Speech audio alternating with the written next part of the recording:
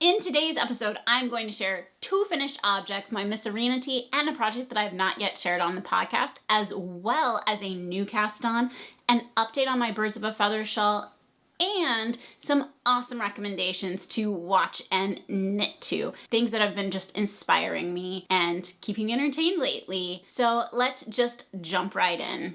Welcome to Knit All the Things. My name is Laurel. I'm also known as West Maven on Instagram, Ravelry, and here, if you're new, this is a space where I talk about all the things I'm knitting, all the things I want to knit, all things yarn, just all the things. And if you're returning, thank you so much for spending your time with me. It really means a lot.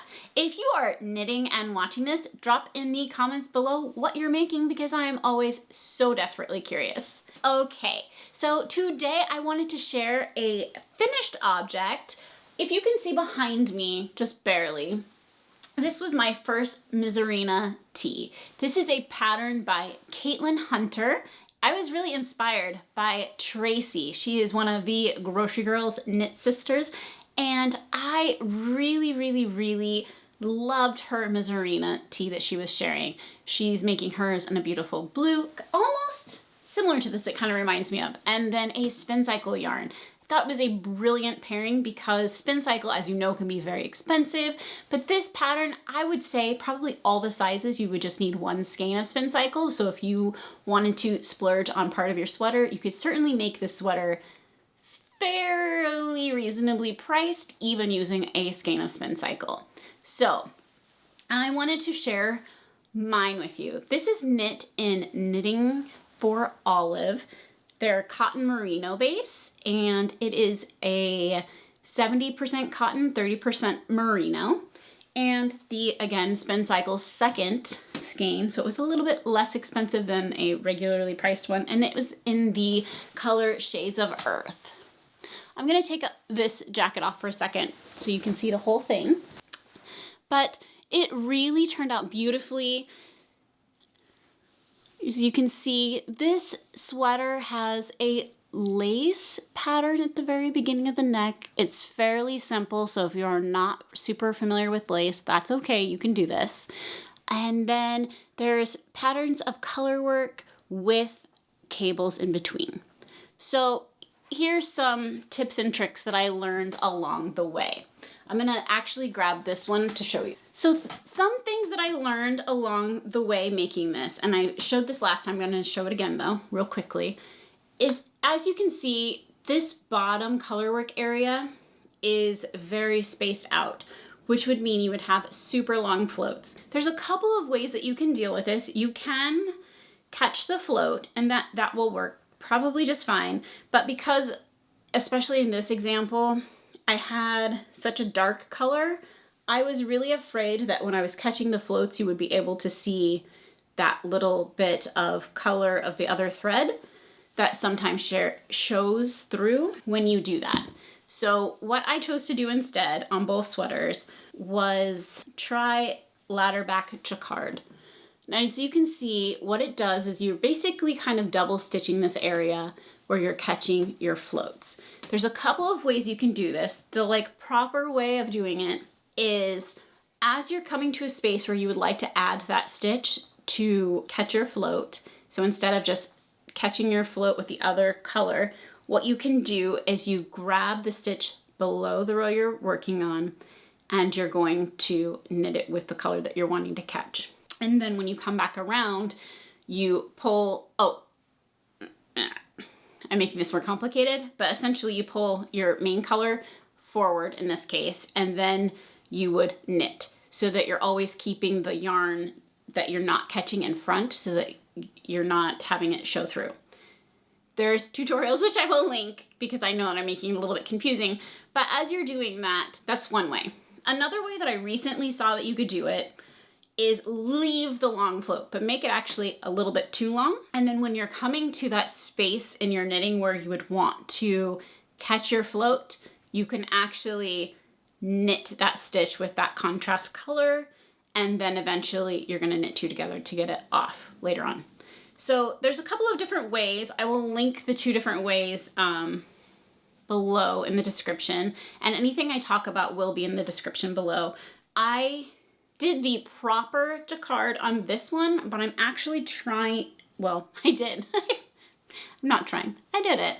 On this one, I decided to, is it this one? No, I'm lying again. So these two, I did the proper jacquard, but I have another cast on that I want to show you that I actually did it differently. So I will keep this for comparison later. But this yarn, again, is beautiful. It's 30% merino, 70% cotton.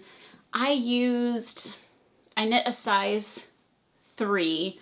I did not use the recommended needle. I believe I went up a needle size, and everything's in my Ravelry notes. And I did that for this one and the other one, as I liked the fit. This is a kind of looser fit on me. The other modification I did was an extra repeat on the sleeve so that it was longer. And to be fair, I did it longer than these sleeves, but it may be, I don't know if this one was to pattern.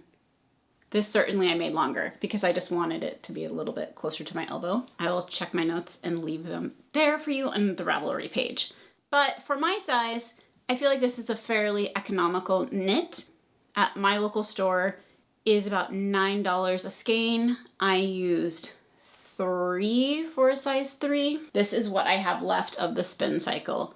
So I would assume that it's, again, not the cheapest sweater you can knit, but it becomes more reasonable depending on what you're knitting the Spincycle with. You obviously could, as I did here, just knit 2 colors, and that would be very pretty. I really, really like the boldness of this one a lot, and I do think this one just has a different vibe. This one to me feels a little bit more of a bohemian look. This one's just more of a graphic sweater, and they just definitely have different feels. So I really enjoy knitting this. I obviously knit it twice. The other cool thing about this pattern that I'll talk about real quickly is that you do have some texture on the body. So I thought this was a really nice touch. It breaks up your knitting. You're kind of adding, I think, a textured row every 3 or 4 rows, but it's just this purl bump, which I'll hold this one up. I'll show them both. And it just gives a little bit more interest. There's also an option for an eyelet design, but I just chose not to do that. So this Shades of Earth really gave out a beautiful like rainbow color, and I just really love how this turned out. I would have never guessed. Here's one thing I'm not good at. One of many. I cannot pick up a skein of Spincycle and go, oh yeah, I know what that's gonna do at all. Like I have no clue. I'm just as surprised as anyone what happens. Even when I wind it up. I am just lucky that it had this nice rainbow effect. I know that it could have just been gone any number of ways. I think the only thing that I did, because I'm totally a copycat, thank you, Tracy. She had mentioned that she had wound off a little bit at some point so that she had a certain fade, and I didn't do that except for at the very beginning. And I think I talked about this before, but this dark blue kind of purple color, this blue color was a little bit darker than I thought would show through. Other part that I think is fine now, but I was really kind of concerned about was this part. Was again just like darker, and I thought, well, I don't know if it's just gonna wash out and you're not gonna be able to see, but I think as the design came together and it was all together, it does stand out. It's just a little less obvious. So I enjoy Caitlin Hunter's patterns. I know that as it happens, as any designer makes any pattern, their gauge is different. So I always see on her patterns a wide variety of needle sizes, and so I would highly suggest either swatching or being comfortable with ripping out if it's not working out for you, because you're just going to get different fit depending on your needle gauge. Had I went with a pattern needle gauge, my neckline would have probably been higher and it would have been a little bit smaller size. As it stands, I really don't like tight fitting garments. And so I always tend to err on the side of like, it's fine if it's bigger. So again, I really enjoyed how this turned out. I love the length. I think I made it longer. I almost always make my body about 12 inches because I like to be able to either tuck it up or just have it out and have it not be too short. So that's my Misurina tank by Caitlin Hunter. I can't recommend this pattern enough. Is it beginner friendly? That's a hard question because I always think that if you're a beginner and you're like very inspired to knit something, you're gonna be able to do it. Whether it would be a great first sweater, I would say probably not, just because there's a lot going on. However, many of the increases happen in the yoke and they're very easy to see. Following a chart with increases to me is super simple because you can read your knitting, see what your stitches were the last row, know where you are. So in that way, to me, it's very easy. But I would say just with all of the techniques going on, the lace and the cable and the color work, it may be a lot. But if you can, and I think you can, it is well worth it. And I found that I think I knit it faster the second time, only because like I'm familiar with the pattern and it just makes it easier. So that to me is always like a nice thing when you're knitting multiples of a pattern. If you are knitting a size 3 and knitting for olive and using the cotton merino and a regularly priced Spincycle skein, this sweater would have cost approximately $61 to knit in total. So I don't think that's terrible. It's not cheap by any means, but it is a way to, again, use that Spincycle yarn that is precious and maybe is a little bit more expensive in a kind of economical way, if you will. All right, so since we last talked, it was Mother's Day, and I don't know about you, but as a mom of small kids, sometimes it's just nice to be able to have that quiet knitting time to yourself. Spend a little time with them, but then have a little downtime. And that's kind of what happened. So my husband played with them a lot and kind of kept them occupied, and I hung out with them, but I was also able to knit, which was really nice. And so I wanted to cast on something that I thought I could knit quickly. And I think last year Purl Soho hosted a knit along, and in their knit along they made the Bandana Cowl, and that was my first introduction to, maybe it was late in the year. Either way, it was my first introduction to making that pattern. It's a free pattern. It's on purlsoho.com. It's very well written, very easy to understand, and a very fast knit. It is knit with bulky yarn, and I would say it makes amazing gifts. So I made one for my oldest son. No, I made one for my youngest son, and then my oldest son wanted one as well, so I've made 2 so far. So on Mother's Day, I've had this yarn that I actually got from a D-stash on eBay that I've been wanting to make something with, but honestly wasn't exactly sure. Originally, I think I was going to use it as part of a pinguono, but to be honest, it is like wildly colorful and I just changed my mind. But I still wanted to use it for something because it's just very cool yarn. So this yarn is by Noro. It is their Fury Sewed. I'm not sure.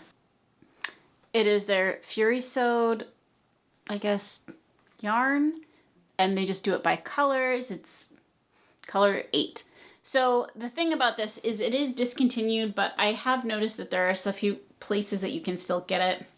It's just not very common. The content of it is 45% silk, 40% cotton, and 15% wool. So I thought it would make, although it was bulky, a nice seasonally transitional yarn. So without further ado, I made this beautiful bandana cowl.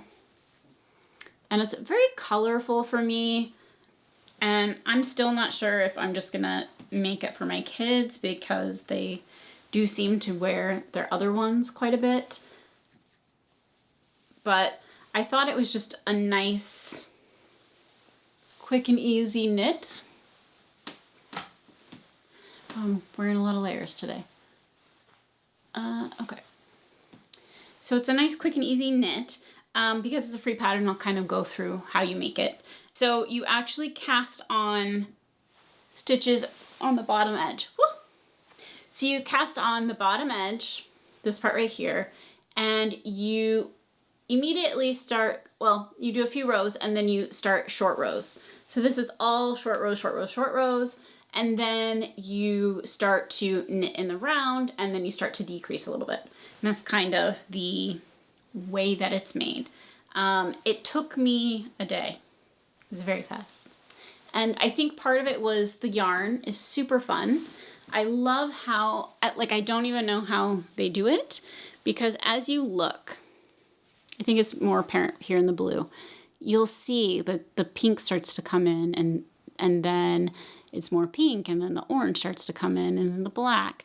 And just the way that it fades together was so cool. It kind of is Spincycle-y, but in a way different, because it's not like that in the way that it's like barber pulled. It's almost like there's little, I'm trying to find the end of this yarn. Okay. Here's an end. So this one would be your green, it would be mostly green. And then as you would go along, it looks like it's turning into a red next. So it's gonna start having more bits of red as you go. And then pretty soon you're into like the red portion, and then it's more red only, but it has just like these little tiny like nubs of color instead of like barber pulling in the traditional sense. So it's just really, really unique, fun yarn. I really enjoyed using it. I probably will use it to make 2 more. And it'll be interesting to me to see how similar or different they are, because since I don't know exactly kind of how this works yet, and to be fair, I never know how color changing yarn works. It's just like magic to me, and all of a sudden is something different. But I just thought it was kind of fun. And I, again, will try not to show too many things on here that are like, oh, isn't this cool? You can't get it. But I do know that Noro, they may not have this particular blend, the silk, cotton, wool, but they have, when I looked online, several bulky, color changing-esque wools, or yarns, I'm sorry, that you could use and make the pattern. And I think it would be very cool and have that same kind of eclectic look, if you will. So I have more yarn to make more of them, and I'm almost thinking, because there was a good amount left, that once I make 2 more, I'm wondering with the leftovers if I won't actually have enough to make a 4th. I think I might. We'll see. This was about, I think they're 100 grams. I probably will be just shy, because I think this is about 20. So I'll end up with maybe around 60 grams. And it sounds like it takes about 80 to make. So I could get creative, make a little bit smaller one, and make 4, or use it for something else, or throw it in a scrap ball. Anyway, so that's that. I highly recommend making this pattern. And for that matter, if you are interested in looking for some really nice free patterns, Purl Soho really has a good amount of patterns and selection and whatnot. So literally while I was talking about this and filming this, my mail came and Purl Soho happens to be hosting another knit along. It starts June 1st, and I was planning on joining it. This time they're going to be knitting this bag. It is the Dumpling bag, and you can go to their website, sign up to join, and they will send you in their like confirmation email, I believe, a code. Don't quote me on this, but I'm pretty sure you would receive a code. It's a free to sign up, and then you get an email that gets you a code that gives you a discount on the yarn used in the pattern. So the yarn used in the pattern is linen, because apparently the only thing that I'm going to knit with forever is linen. No, that's not true, but I'm really enjoying it lately, and mine just arrived. I'm gonna do black, which you probably can't see. It has a really nice sheen, and it has, the color is Raven Black, and it has 175 yards for 100 grams. And yeah, I'm looking forward to doing this knit along. I think what I will use the bag for, I mean, it could certainly be an easy go around bag, but it also could be like such a cute knitted project bag. I think that would be really, really cool. So that is kind of what I am thinking with that. And I really think that if you want to join the knit along and let's knit together. I think they have a kickoff Zoom again on June 1st. Check their website just to be sure. But yeah, I think it will be a fun, quick, easy knit, and I'm kind of looking forward to doing a knit along because I guess they're my favorite thing. And I would love for you to knit along with me. So if that makes you so inclined, please join and let me know what color you're gonna knit yours in. I think, I don't know, black is so versatile to me. Also being a bag, I was thinking like I won't be as precious about setting it down places and worrying about it getting dirty, because I think it will just mask any stain you can imagine. Oh, also, I was kind of thinking if I love the way that this knits up in the linen, that I think I could make a bag with this. And then, I'm gonna have to do some math. But maybe I could still make a couple of bandanas and they'll use the leftovers to make a bag. That could be cool. I don't know, why am I so obsessed with this? It's cool. So, next. This was kind of a random, sorry I threw it in the middle, but that's where my mind was at the moment. And we were just talking about Purl Soho, we might as well talk about them more. So, I have a little update for you on my Birds of a Feather shawl. Yikes. So I just have this on loose needles. I don't even have stoppers. I'm just like asking for trouble. But here we go. I am on section 12, I believe, of 16. So I have just a little bit left. And right now I'm about to start another lace section. And then I believe it's like mohair again, and then maybe a garter, and then the end. So we'll see how it goes. But I'm getting close, and I think the last time that we spoke, I had knit around this much, maybe about half of this. But I think I was around there. So I feel like it looks like I knit less as we get longer, but that is what it is. And I'm done increasing stitches, so now the stitch count won't change. It's just me moving this kind of spine. The point of the chevron is moving and adjusting. So that's how much I've done on that. I'm still really enjoying it. This is my like late night knitting because it's very easy. There's not a lot of thinking. You just have to look out for that one stitch that you're decreasing at, and it's super easy. I am using Hue Loco yarn in the colorway Sizzle. It's their spun sock base, and Magpie Fibers feather in the color soiree or soiree, one of the two. And yeah, I mean, it looks a little less yarn, at least the mohair, but it still looks like I have a lot of yarn to use. And I only say that because the last time I made it with the gauge that I was at I use the whole thing. So every time I see the yarn and it still looks like I have a lot of yarn, then I feel like I still have a lot of knitting left. So maybe that's just me, but that's what I'm kind of experiencing when I look at it. And again, that I cast this on as part of Andrea Mowry's March to May knit along, which finishes May 31st. She does this every March to May, and you can join and knit any of her sweater or shawl patterns and chat along with the group, and that's always really fun to me. All right, so the next item I want to show you is a test knit. It is not completely secret, so I'm gonna flash some of it, but I will share more when the pattern is released. This is a design by Caitlin Hunter, and the yarn that I am using, you guessed it, it's linen, is by Isager HØR Organic.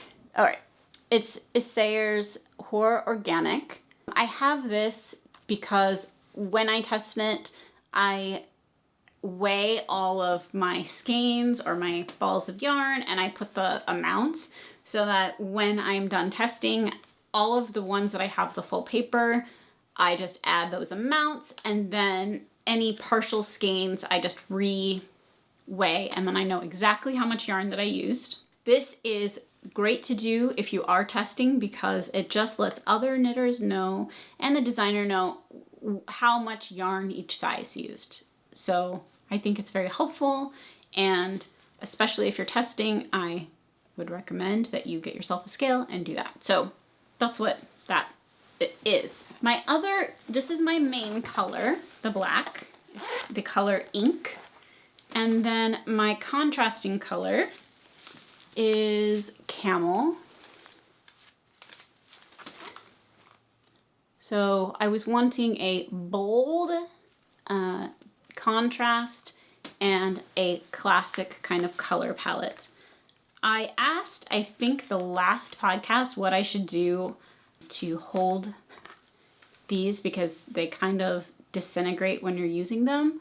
And so someone, and I'm so sorry, maybe I can put your name in on the screen, but suggested using plastic bags, which is genius. And I had these little pouches that I put the yarn in, and then I chose to try to find the center, which isn't easy, but I did have some yarn barf, but I finally got a center pull, and that's how I'm kind of doing it. So I just have it inside of this.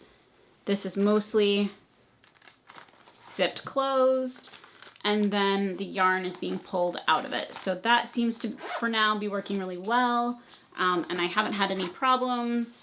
And of course, when I'm doing stranded color work, I like to pull out big amounts so that I don't have that tension. So with her latest design, it is a colorwork and lace design, and I'll kind of just flash it for a second and share more as the deadline gets closer, but this is what I've got so far. And then earlier I was talking about the ladder back jacquard. So on the Misurina top, what I did was I did the regular ladder back jacquard where you kind of anchor it to the stitches as you're going, and then you knit two together to end the jacquard.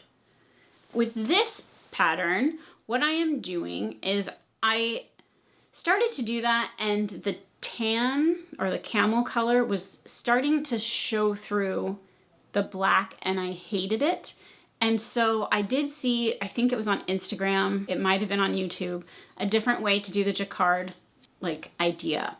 So what you do is you leave a very long float, and then on your next go around, you knit it so that you're creating that ladder jacquard, but it's not actually anchored at the bottom. And so that's what I did for this particular color work.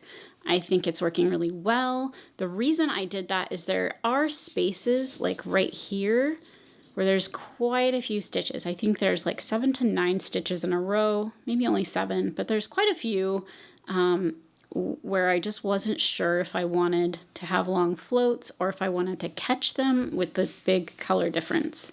So that's what I'm currently doing, but it's gonna be a really cute design, and when I get a little bit further, I will show you more, but that's what has been like keeping my brain happy. I've enjoyed knitting on this a lot, and I can't wait to share more. I will be at Flock Fiber Festival that takes place in Seattle in August on Friday for sure, and I haven't quite figured out the plans for the rest of the weekend. So let me know in the comments below if you plan on attending. I have some great suggestions to watch while knitting. Number 1, I have thoroughly enjoyed the show Jury Duty. This show is on Amazon Prime. It's their channel freebie. And it is all about a guy, a regular guy, that is in a jury that is fake and full of actors. And it is amazing. It's hilarious. I think you'll really enjoy it. It'll give you a chuckle or two while you are knitting away. The other show that I've really been super sucked into for whatever reason is called Saint X. It is on Hulu, and it is about a woman who is starting to uncover information on her sister's death that happened, I'm going to say approximately 10 years prior, after she encounters one of the men that was accused of murdering her. And it's just a really interesting, beautifully done story. I really have enjoyed it. It's not so much a murder mystery, but really character exploration. And so I highly recommend it. It's also based in New York and on a tropical island. I don't think they actually say which one, but it is a nice like escape. I love seeing places that really showcase different locations, and I feel like this can transport you to a tropical island with a dose of murder. Anyway, I highly recommend those two. The other kind of honorable mention, I have been watching various YouTube videos on different things, and I came across B. Jones Style. Maybe I'm the first person or the last person. Maybe I'm the last person to discover her. But I've really enjoyed watching her channel. She is a stylist, and she goes thrift shopping and then shows you how to style her things that she has found. One of the reasons why I kind of suggest this one is it's really inspired me to grab some of the vintage pieces in my wardrobe. This jacket I had thrifted a really long time ago. It's really cool. It's got like a plane on the back, but I really kind of re-inspired me to look into my closet and see what I have to work with, and also like kind of gave me the like desire to go thrifting a little bit more. And it really, I think, expands like how you can style some of your knits. Like she definitely gives tips and tricks on styling different knitwear too. So I highly recommend her. I will link her channel below. If you enjoyed watching this video, make sure to give it a thumbs up. That tells YouTube that people like you and me like this kind of video, and they will share it more widely. So if you think that the knitting community would enjoy this, please make sure to give it a thumbs up. Also, if you have not already subscribed, make sure to subscribe. I make these videos every 2 weeks, and I am working on a video all about test knitting. So if that interests you, make sure to subscribe so that you get a notification when that goes up, which hopefully will be very soon. I have had so much fun chatting with you. I hope you have a beautiful day and that you're making something you enjoy. Happy knitting. Bye.